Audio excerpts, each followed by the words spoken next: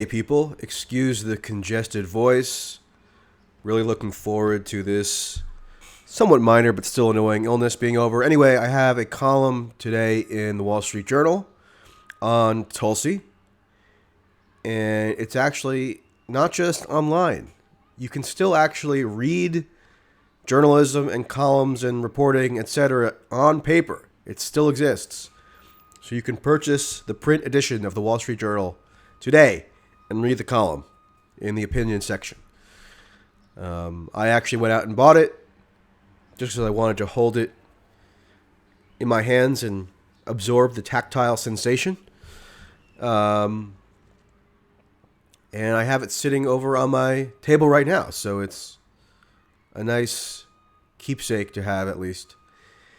Anyway, I'll link to the online version because I know many of you will be far too lazy to actually go out and purchase a newspaper, and that's fine. I usually don't purchase them either, although I do have online subscriptions to newspapers, namely the New York Times and the Wall Street Journal, just because I feel like it's sort of incumbent on me to do so. Anyway, I'm digressing. The column stems from an interview that I did with Tulsi when she was in Manhattan a week or so ago, and the column is pretty short. It's almost more like a blurb than a column, really, because they had to cut a ton of it in order to get it the right size for the print newspaper, which is understandable.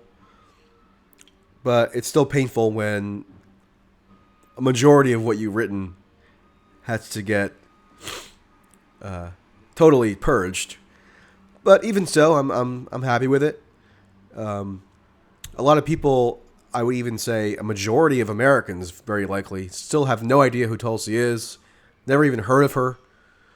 And even if they know her name, they have very little familiarity with what she's about. So this is sort of like an introduction of her to the Wall Street Journal readership, in a way. So it kind of focuses on her rhetorical idiosyncrasies, especially in the areas of the Mueller report and impeachment, on identity politics type issues, and on social media censorship, which I actually discussed with her. And she had a take on the whole Stephen Crowder incident, not commenting specifically on Crowder so much as remarking that this is an indication of how much arbitrary power these social media companies, in this case YouTube, wield without any real checks, such that they're able to regulate what kind of free speech can transit their platforms, and they have no real obligation to abide by anything resembling the First Amendment, even though they're private companies.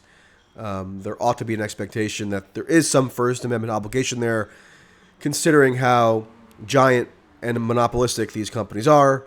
She actually elaborated on that during the podcast that I did with her for March, but she went into a little more detail here. So those are the three issues where she kind of departs from mainstream democratic orthodoxy that I put in the column, or the blurb type column, or column type blurb, whatever. But there was a bunch of other stuff that I wanted to get into that I'll write in a different format at some point soon. But that's basically what I just wanted to quickly promote here. Again, the link will be in the description box. And yeah, talk to you later.